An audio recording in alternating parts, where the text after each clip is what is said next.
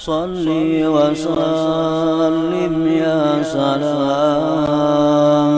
ala nabi khairil anam wal ali wa Bismillahirrahmanirrahim. Alhamdulillahi rabbil alamin. Wabihi nasta'in ala umurid dunya waddin. Wassalatu wassalam ala ashrafil anbiya wal mursalin Sayyidina wa habibina Muhammadin wa ala alihi wa sahbihi ajma'in.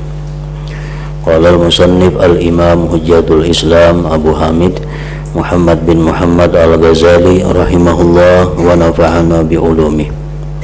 Fal khawfu war raja'u mutalazimani yastahilun fikaku ahadihima anil akhar. Na'am yajuzu ay yagliba ahaduhuma 'alal akhar wa huma mujtami'an wa yajuzu ay yastaghila al-qalbu bi ahadihima wa la yaltafitu ila al-akhar fil hal li ghaflatihi anhu wa hadha li anna min syartir raja'i wal khawf ta'alluqahuma bima huwa mashkukun fih idil ma'lum la yurja wa la yukhab fa idal mahbubu alladhi yajuzu wujuduhu yajuzu adamuhu la mahala fa taqdiru wujudihi yurawihul qalba wa huwa ar-raja wa taqdiru adamihi yuji'ul qalba wa huwa al-khawf wa taqdirani yataqabalani la mahala idh kana dhalika al-amru al-muntazaru mashkukan fih. Na'am ahadu tarapai syak qad yatarajjahu 'alal akhar bihuduri ba'dil asbab wa yusamma dhalika dhanna wa yakunu dhalik sababa ghalabati ahadihima 'alal akhar fa idza ghalaba 'ala dhanni wujudul mahbub qawiyar raja wa khafiya bil idafah ilai wa kadza bil aqsi wa 'ala kulli hal fahuma mutalaziman ila akhir. Makna kalamul Imam Al-Ghazali rahimahullah wa nafa'ana bi ulumih. Maka takut dan harap itu saling berlazim-laziman di dalam hati setiap orang yang beriman tentunya. Hati orang yang beriman kada terlepas daripada takut kepada azab Allah, mengharap rahmatnya Allah, baik dalam keadaan taat, baik dalam keadaan maksiat, baik dalam keadaan apapun. Dua keadaan itu, takut terhadap azab, mengharapkan rahmat Allah, selalu ada, kada terpisah di hati orang yang beriman. Mustahil bisa terlepas salah satu dari keduanya dari yang lainnya. Ada takut, ada juga harapnya. Ada harap, ada juga takutnya. Tapi boleh bahwa yang satu dari keduanya itu mengalahkan yang lain. Terkadang yang muncul ke permukaan adalah takut kepada azab Allah, sedangkan mengharap rahmatnya tenggelam. Kadang-kadang muncul ke permukaan mengharapkan rahmat Allah, takutnya tenggelam.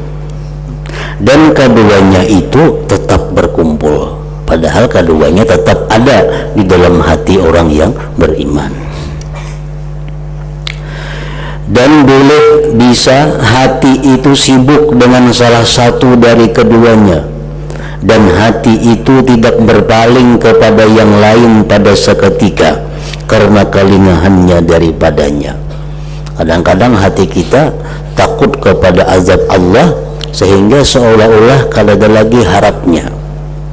Kadang-kadang hati kita sibuk dengan mengharapkan rahmat Allah seolah-olah kada ada lagi takutnya. Itu bisa terjadi. Dan ini karena termasuk dari syarat mengharap dan takut itu berkaitan keduanya dengan apa yang diragukan padanya. Kenapa kita takut kepada azab Allah? Karena kita masih ragu apakah kita ini masuk surga atau kada. Lalu kita takut, lalu kita berharap, karena kita masih ragu-ragu, masih belum jelas apa kesudahan kita ini akhirnya. Karena keraguan-raguan itulah timbul kadang-kadang berharap, timbul kadang-kadang takut. Karena yang diketahui itu tidak diharapkan dan tidak ditakutkan. Amun sudah tahu, kita kada takut lagi. Misal sudah tahu kita bakal ke surga, kada ada takut lagi. Atau kita sudah tahu pacangkan neraka, kada berharap lagi lawan surga. Nah, kenapa ada harap, ada takut? Karena kada ada kejelasan akhir hidup kita, apakah kita baik atau kada. Nah, di situ timbul adanya mengharap, adanya takut tadi.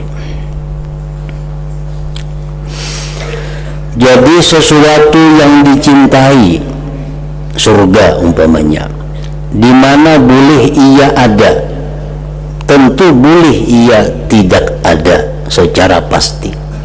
Kita ini bisa ke surga, bisa kada ke surga.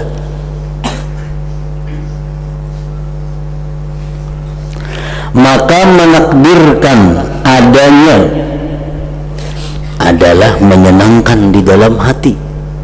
Kalau kita membayangkan bahwa kita ini bakal ke surga, itu menyenangkan hati kita, dan itulah namanya harap. Nah, itulah namanya raja. Dan menakdirkan tidak adanya, membayangkan kita ini kada ke surga, adalah menyakitkan di dalam hati, dan itulah namanya takut.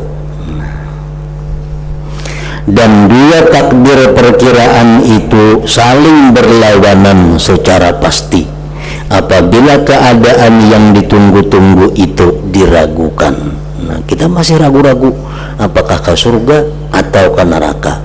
Disitulah timbul kadang-kadang kita takut, kadang-kadang mengharap.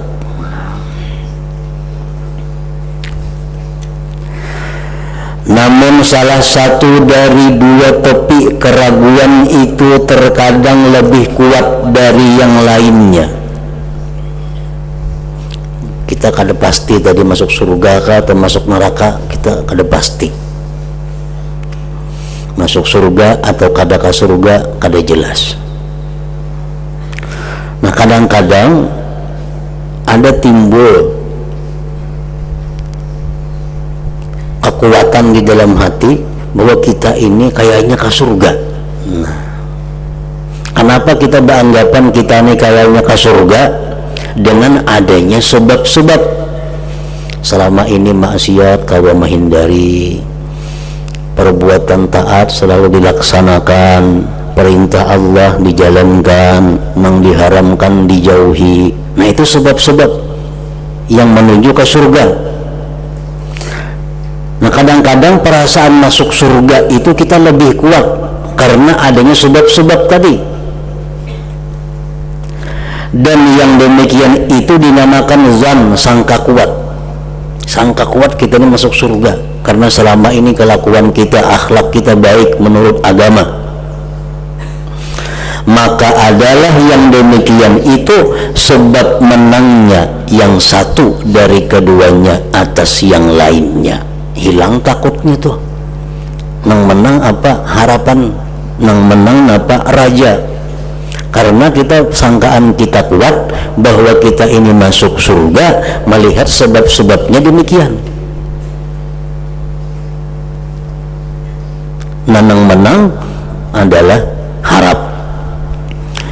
Maka apabila kuat atas zan sangkaan adanya sesuatu yang dicintai, niscaya kuatlah harap dan menjadi samarlah takut dengan dibandingkan kepadanya. Dan begitu juga pada sebaliknya. Kayaknya kada ke surga mati ini. Sebab-sebabnya pina ada. Melaksanakan taat kulir, memperbuat maksiat rajin, kayaknya kada ke surga mati. Nah, timbul di situ takut. Nah, takut hilang seolah-olah harap itu. Kenapa? Karena kita melihat tanda-tanda kelakuan kita ini mengarah ke neraka, kada mengarah ke surga. Hilang di situ takut. Apa harap hilang? Yang timbul hanya adalah takut. Nah, jadi kalah menang antara takut dan harap itu bisa terjadi di dalam hati kita, tergantung sangkaan-sangkaan kita yang timbul akibat sebab-sebabnya. Dan pendek kata keduanya itu saling berlazim-laziman. Takut dan harap itu saling kada berpisah kedua-duanya. Kita sembahyang umpamanya, sesudah sembahyang bila kita lihat bahwa kita ini diberi hidayah, diberi taufik oleh Allah sehingga kita bisa sembahyang, nah di situ kita ada harapan bahwa kita ini mendapatkan keridaan Allah, mendapatkan surganya Allah. Tetapi kalau kita melihat bahwa kita ini sembahyang, lalu kita bayangkan bahwa sembahyang kita ini barangkali banyak salahnya, sembahyang kita ini kurang adab tata caranya, sembahyang kita ini kurang khusyuknya, barangkali Allah kada berkenan dengan sembahyang ini. Nah, timbul di situ takut di dalam hati. Jadi takut dan harap itu selalu ada, selalu berputar di hati orang-orang yang beriman. Oleh karena itulah Allah Ta'ala berfirman, wa yad'unana raghaban wa rahaba. Artinya, dan mereka berdoa kepada kami dengan harap dan cemas dan takut. Mereka itu beribadah, dalam hati mereka ada harap, ada takut. Harap karena ini ibadah, takut kalau ibadah ini kada berkenan di sisi Allah.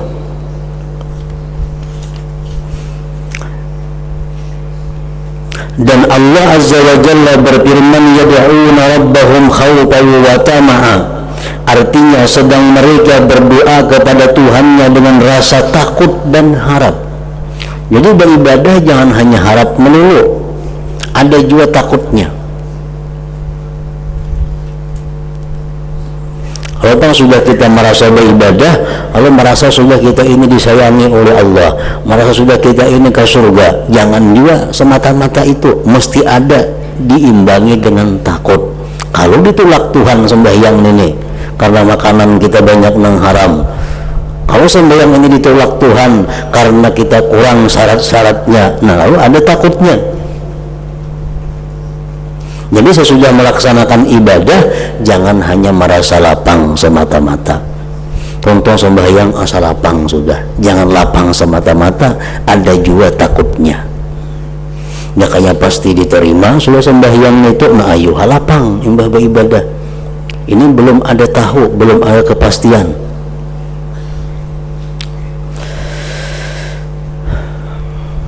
Dan karena itulah orang Arab mengibaratkan takut dengan harap, daripada keduanya itu kada berpisah. Ada takut, ada harap, ada harap, ada takut. Lalu orang Arab kadang-kadang menyebut takut dengan harap, menyebut harap dengan takut. Nah, menunjukkan bahwa takut harap itu sebenarnya sama. Allah Ta'ala berfirman, malakum la tarjuna lillahi waqara. Artinya, mengapa kamu tidak percaya akan kebesaran Allah? Maknanya, mengapa kamu tidak takut akan kebesaran Allah? Tarjun diartii dengan takut, pada asal katanya harap, tapi diartii takut. Itu menunjukkan bahwa takut harap itu sebenarnya adalah sama. Dan banyak ayat yang tersebut dalam Al-Quran bahwa ar-raja, harap itu dengan arti al-khawf, takut. Dan yang demikian itu karena keduanya saling berlazim-laziman. Karena kebiasaan orang Arab itu mengibaratkan sesuatu dengan apa yang melaziminya.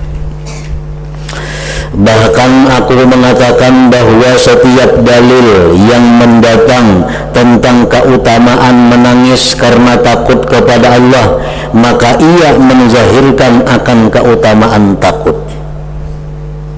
Menangis karena takut kepada Allah, pahalanya sangat besar. Itu menunjukkan bahwa takut kepada Allah pahalanya sangat besar.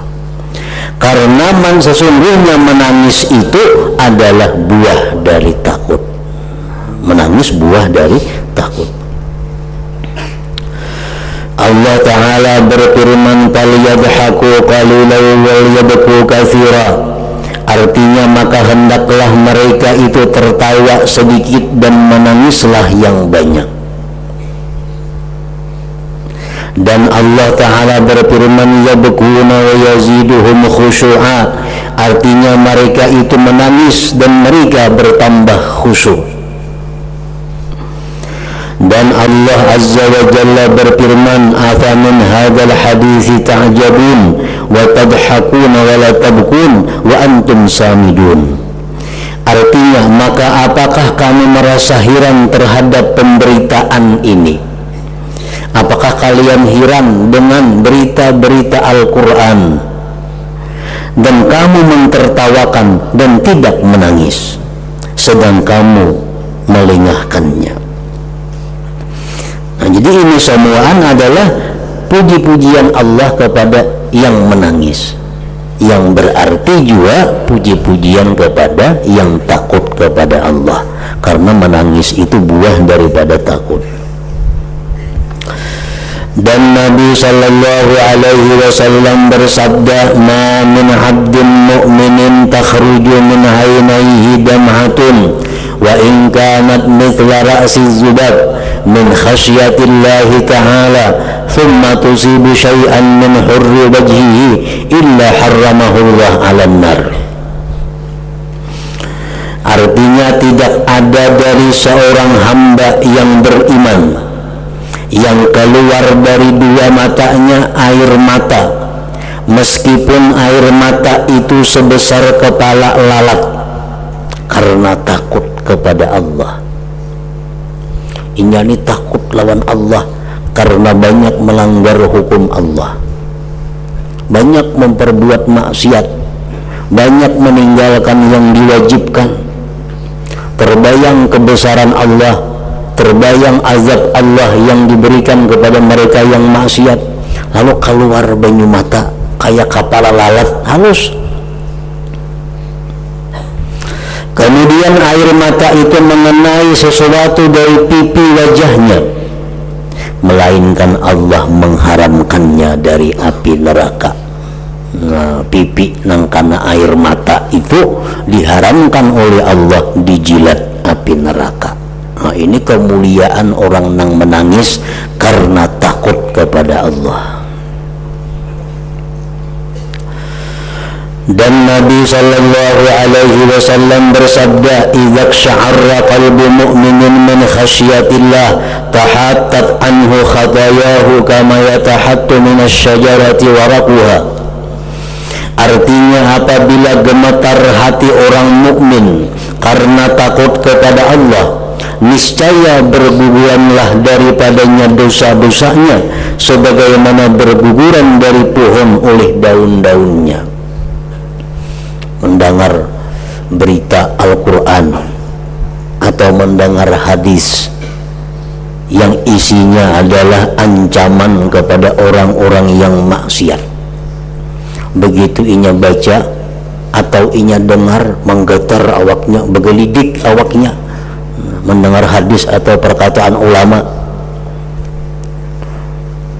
Nah, dengan adanya bergetar awaknya itu, maka dosa seluruh di tubuhnya itu guguran, sebagaimana guguran daun yang kering di pohon bila mana pohon itu digoyang. Kada sampai menangis, menggetar saja awak, walaupun sekali menggelidik saja awak, karena terbayang neraka yang sangat dahsyat, menggelidik awaknya karenanya banyak berbuat dosa, itu sudah menggugurkan dosa. Dan Nabi sallallahu alaihi wasallam bersabda, la yalijun nar ahadun baka min khasyatillahi ta'ala hatta ya'udal laban fid dir'i. Artinya tidak akan masuk neraka seseorang yang menangis karena takut kepada Allah Ta'ala sehingga kembali air susu ke dalam titiknya. Susu kambing tuh sudah diparah, kalau dibulikakan dalam lubangnya itu susunya kada kawa lagi. Nah, sama orang yang menangis karena takut kepada Allah itu bilang hampir dikatakan mustahil masuk neraka orang itu. Kada akan masuk neraka kalau orang ini menangisi perbuatan dosa-dosanya itu lalu takut dia kepada Allah. Uqbah bin Amir berkata, apa keselamatan itu ya Rasulullah? Artinya, wahai Rasulullah, kayak apa caranya supaya selamat? Rasulullah sallallahu alaihi wasallam bersabda, tahanlah lidahmu pada dirimu. Amun hendak selamat ya Nabi, tahanlah lidah, jangan berkata-kata nang kada baik. Satu. Nang kedua, hendaklah meluasi akan engkau rumahmu, jangan tapi keluar rumah, artinya banyak begana di rumah. Nang ketiga, hendak selamat dan menangislah atas kesalahan-kesalahanmu. Nah, 3 hal itu bila kita kaula memperbuat, kita selamat. Jaga mulut dari nang kada berguna, jangan keluar rumah kecuali keperluan nang mendesak nang nyata. Nang ketiga, menangisilah atas dosa-dosamu. Aisyah radhiyallahu anha berkata, saya bertanya kepada Rasulullah, wahai Rasulullah, adakah seseorang dari umatmu itu masuk ke surga dengan tanpa hisab? Masuk surga kada berhisab, artinya imbah bangkit di dalam kubur langsung ke surga, kada ada hitung-hitungan lagi. Rasulullah sallallahu alaihi wasallam bersabda, na'am man dzakara yunubahu fabaka. Artinya iya, ada ya Nabi, umatku ini yang masuk surga kada melalui perhitungan. Kada salang ditakuni berapa umur,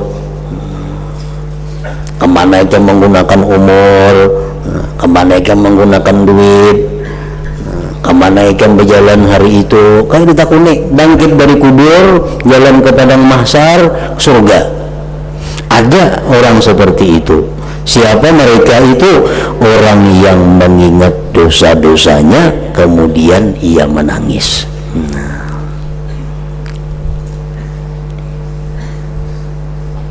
Ingat dosa-dosa, ia menangis. Nah, orang ini mati kada berhisap lagi, ke surga langsung. Bila ingat dosa-dosa, timbul asa rami, itu dosa hanyar pulang diulah ngarannya. Saya ngatakan bahari ini berbuat dosa ke ini ke itu, ke ini ke itu, timbul tertawa. Orang ingat dosa itu sedih, menangis sehingga masuk surga tanpa hisap. Ada ini mengatakan dosa, ingat dosa timbul nyaman, timbul rami, maka itu menjadi dosa nang baru pulang ngarannya. Jadi ingat dosa itu antara dua, bisa jadi pahala, bisa menambahi dosa. Bila ingat dosa lalu menyesal menangis, jadi pahala. Bila ingat dosa lalu rami, lalu nyaman tertawaan, itu menambahi dosa. Dan Nabi sallallahu alaihi wasallam bersabda, ma min qatratin ahabbu ila Allah ta'ala min qatrati dam'in min khasyatillah ta'ala aw qatrati damin uhriqat fi sabilillah subhanahu wa ta'ala. Artinya tidak ada satu titis pun yang lebih dicintai oleh Allah Ta'ala daripada setitis air mata karena takut kepada Allah Ta'ala. Jadi artinya air mata nang takut kepada Allah itu sangat berharga nilainya, sangat besar nilainya di sisi Allah. Atau setitis darah yang ditumpahkan fisabilillah, di jalan Allah. Nabi sallallahu alaihi wasallam berdoa. Ini doa cocok dibaca untuk orang yang kadang mau menangis ingat dosa. Allahumma rzuqni aynaini hattalatain tashfiyamil qalba bi dhurupid dam'i ma'a khasyatik qabla an tasirat dumu'u daman wal adrasu jamra. Ingat dosa kalau mau menangis. Nah ini doa ini bagus dibaca. Nabi melajari kepada orang-orang yang ketika mau menangis ingat dosa itu. Artinya, ya Allah, anugerahkanlah kepadaku dua mata yang dapat mencucurkan air mata, yang menyembuhkan hati dengan mengalirnya air mata itu disertai takut kepadamu. Sebelum air mata itu menjadi darah dan gigi geraham itu menjadi bara api neraka. Allahumma rzuqni aynaini hattalatain tashbiyamil qalba bi dhurupid dam'i ma'a khasyatik qabla an tasirat dumu'u daman wal adrasu jamra. Nah, hendak jadi doanya tuh. Dan Nabi sallallahu alaihi wasallam bersabda, sab'atun yuzilluhumullah yawma la zilla illa zilluh.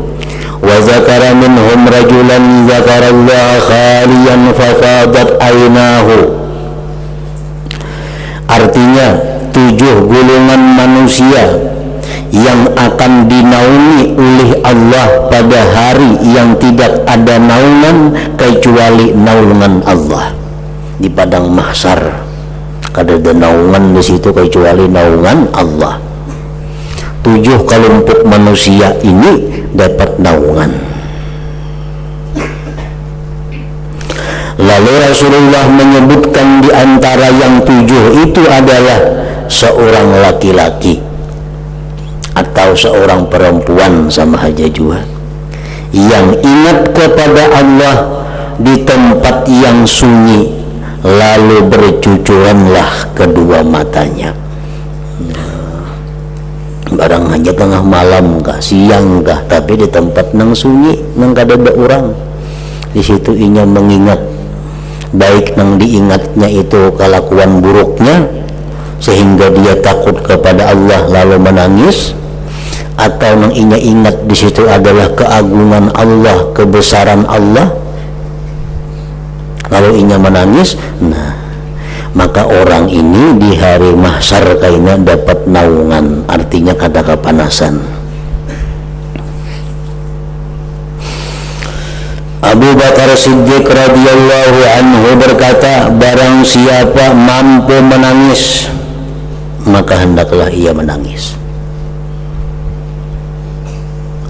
dan barang siapa tidak mampu menangis maka tangis-tangiskanlah.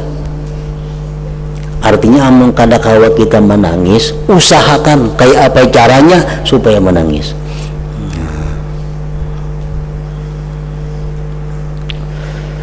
Kita mengingat dosa kada kawa menangis, umpamanya kayak apa caranya supaya menangis? Ingatakan kita kayak apa, dipukuli orang, kita dibuat orang dalam api neraka, kita dihukumakan malaikat zabaniyah, kita disirit, kita macam-macam, dimacam-macami. Ingatakan kayak apa sakitnya yang demikian itu. Pokoknya usahakan supaya bisa menangis. Nah, maka tangis-tangiskanlah.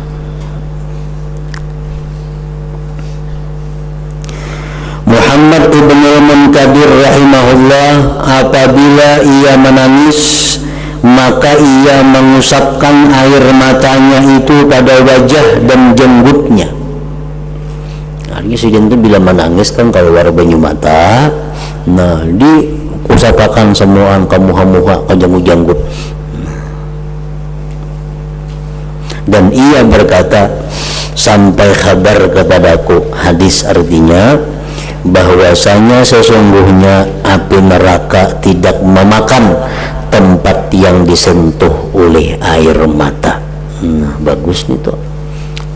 Udah banyak matanya sampai ke kepala, kada apa-apa ka bulu-bulu disapuakan. Nah, karena ada hadis tadi api neraka kada menjilat sesuatu yang disentuh oleh air mata yang keluar karena takut kepada Allah Subhanahu wa ta'ala. Abdullah bin Amr bin As radhiyallahu anhuma berkata, menangislah kalian semua, maka jikalau kalian tidak menangis, tangis-tangiskanlah.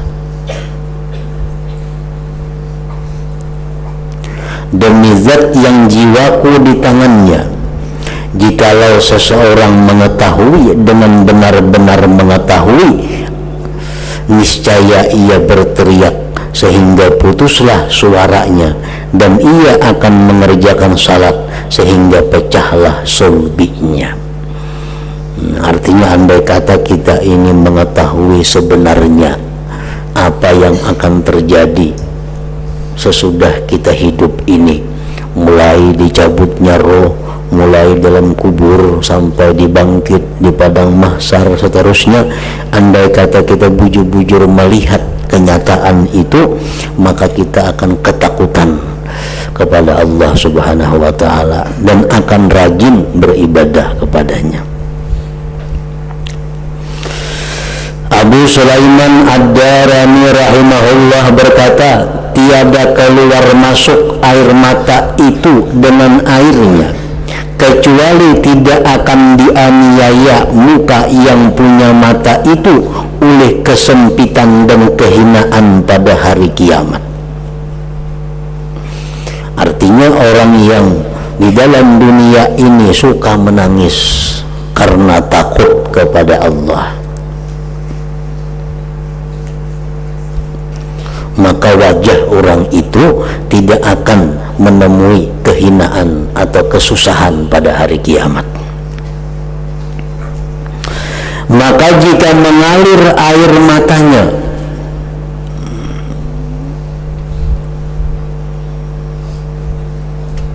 ada juga orang menangis tapi kalau sampai mengalir berkaca-kaca aja mata, itu sudah ada faedahnya tadi.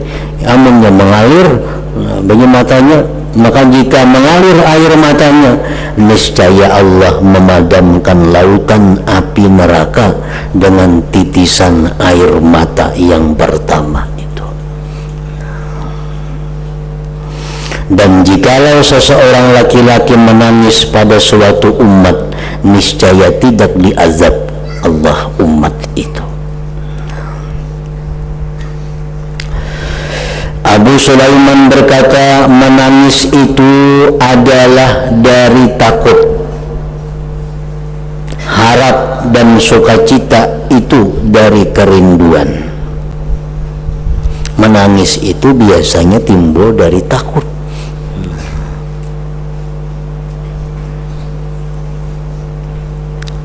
Sedangkan harap dan sukacita itu datangnya dari suatu kerinduan.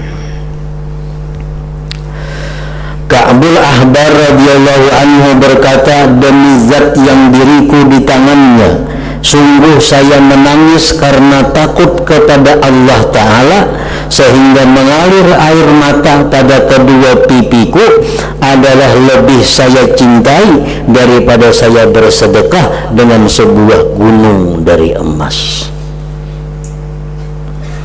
Nilainya kita bersedekah gunung, besi gunung emas, kita sedekahkan semuaan, gak mana pahalanya itu. Tapi amun kita kawa menangis karena takut kepada Allah, ganal lagi pahalanya pada itu. aku lebih suka itu menangis karena takut kepada Allah daripada menyedekahkan gunung emas. Abdullah bin Umar radhiyallahu anhuma berkata, sungguh saya mengeluarkan air mata karena takut kepada Allah adalah lebih saya cintai daripada saya bersedekah dengan 1000 dinar. Ini menunjukkan bahwa fadilat menangis karena takut kepada Allah itu sangat besar keutamaannya.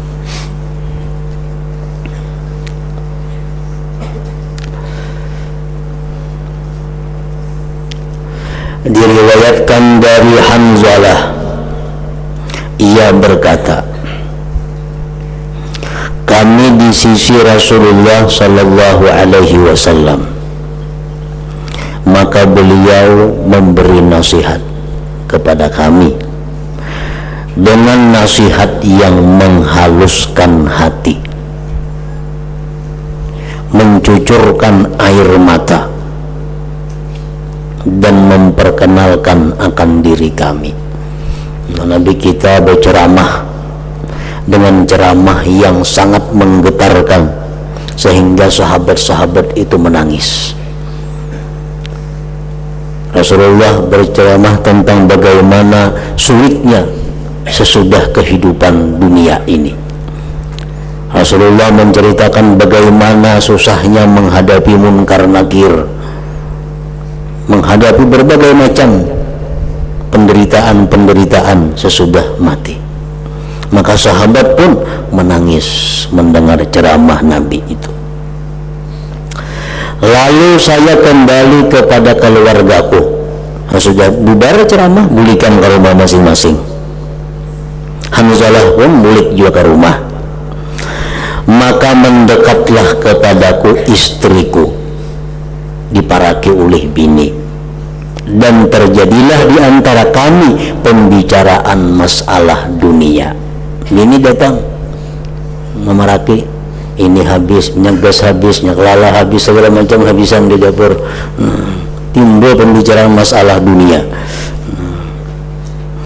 Maka saya lupa nasihat yang saya berada di sisi Rasulullah sallallahu alaihi wasallam, dan saya terhanyut dalam urusan duniawi. Akhirnya paksa memikirkan apa nang keluhan bini tadi. Kemudian saya ingat lagi apa yang kami berada padanya. Maka saya berkata pada diriku, saya telah menjadi munafik. Kalau kayak ini aku munafik. Di hadapan Nabi tadi aku menangis karena mendengar ceramah nasihat Nabi. Tapi sudah aku balik ke rumah, timbul urusan dunia yang aku pikirkan di rumah ini. Berarti aku ini munafik.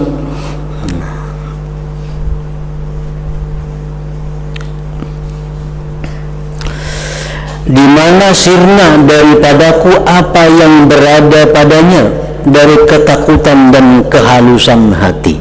Waktu mendengar ceramah Nabi, hati halus, takut kepada Allah. Sudah balik ke rumah, macam-macam masalah hilang apa nang ceramah Nabi tadi. Maka saya keluar rumah, ujar Hanzalah, dan saya berseru, telah menjadi munafik Hanzalah. Ini Hanzalah orang munafik, kuciak-kuciak. Kemudian Abu Bakar Siddiq menjemputku, maka ia mengatakan, tidaklah Hanzalah itu menjadi munafik. Jadi Abu Bakar kada munafik wahai Hanzalah. Maka saya masuk ke rumah Rasulullah sallallahu alaihi wasallam dan saya berkata, telah munafik Hanzalah wahai Rasulullah. Kemudian Rasulullah bersabda, tidaklah Hanzalah itu menjadi munafik. Engkau kada munafik hai Hanzalah. Maka saya berkata, wahai Rasulullah, kami berada di sampingmu, kamu memberi nasihat kepada kami dengan nasihat yang menakutkan hati, mencucurkan air mata, dan kami kenal diri-diri kami. Kemudian saya kembali kepada keluargaku, maka kami hanyut pembicaraan masalah dunia, sehingga saya lupa nasihatmu kepada kami ketika di sampingmu. Itu yang menyebabkan ulun merasa munafik, wahai Rasulullah. Di samping pian ulun menangis mendengar nasihat pian, mulai ke rumah kada lagi pikiran hanya masalah dunia, maka ulun orang munafik, wahai Rasulullah. Maka Nabi SAW bersabda, ya Hanzalah, law annakum kuntum adadan ala tilkal halah la safahatkumul malaikah fit tarik wa ala firashikum, walakin ya Hanzalah sa'atan wa sa'ah. Artinya, wahai Hanzalah, sabda Rasulullah, jikalau sesungguhnya kamu berada dalam keadaan yang demikian selama-lamanya, niscaya akan berjabat tanganlah kepadamu para malaikat yang berada di jalan-jalan dan di atas tempat tidurmu. Andai kata ikan, wahai Hanzalah, selalu seperti keadaan ikan berada di sampingku, ikan nih Hamzah menangis memandang kebesaran Allah, ikan menangis karena takut lawan Allah, itu aja yang diurus. Malaikat pun menyelamani ikan di tengah jalan diranjang, habis malaikat datangan lawan ikan. Akan tetapi hai Hanzalah, waktu untuk menunaikan ibadah dan waktu yang lain untuk keperluan manusia, tapi ada waktu-waktunya. Ikan di rumah urusan dunia itu kada jadi masalah. Memang ada waktu di mana kita memikirkan masalah dunia, tapi ada waktu lain kita di mana mengenali diri kita, kita merenungkan kebesaran Allah, kita di mana mengingatkan kesalahan kedurhakaan kita kepada Allah. Di saat itulah kita menangis atas yang demikian itu. Nah, jadi kada jadi munafik macam itu. Di waktu kita ingat dosa kita, ingat pelanggaran kita terhadap hukum Allah, ingat keberanian kita kepada Allah, kita menangis. Di lain waktu di rumah kita berhadapan keluarga, kita memerlukan masalah dunia, kita pikir bicara masalah dunia, nah itu kada jadi masalah, asalkan dibagi waktu-waktunya tadi. Nah, ada untuk urusan macam itu, ada untuk urusan ibadah. Nah, jadi agama kita ini kada melulu juga menyuruh menangis saja 24 jam, kada juga. Jam Nabi menikam itu malaikat yang datangan bersalaman lawan ikam. Tapi kada macam itu, ada waktu-waktunya di mana engkau harus menangis, di mana engkau mesti berpikir masalah duniawi ini. Jadi setiap dalil yang datang menerangkan tentang keutamaan harap dan menangis, keutamaan takwa dan wara, keutamaan ilmu dan tercelaknya merasa aman, maka itu menunjukkan atas kelebihan takut. Karena sekalian yang demikian itu berhubungan dengannya takut tadi. Wara mesti ada takutnya, ilmu membuahkan takut, menangis buah daripada takut. Ada kalanya hubungan sebab atau berhubungan dengan adanya musabbab.